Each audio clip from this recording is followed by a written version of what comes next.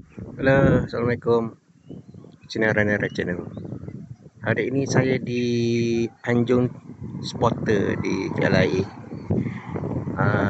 Tempat yang MAB buat khas untuk kalau kita nak tengok kapal terbang landing ataupun take off. Jadi saya adalah buat tadi masa kapal terbang nak take off, belum ada lagi kapal terbang yang landing buat masa ni.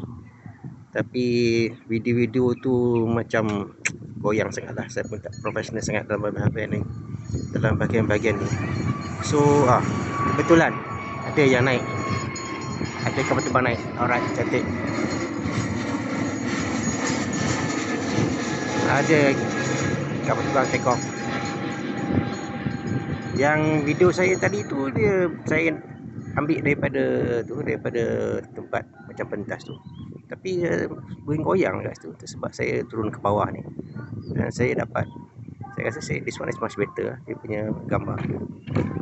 Jadi tengoklah memang baguslah tempat ni. Ada parking spot, ada orang jual aiskrim. Kalau untuk budak-budak memang sesuai lah. Lepas tu di belakang ni rupanya ada tasik. Jadi kalau yang belah sini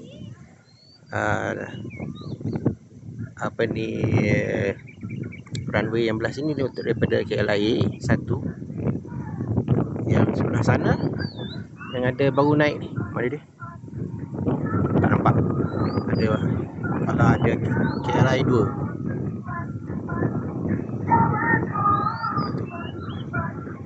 Tak nampak. KLIA 2. Okay. See you later. Sinaran ni Channel.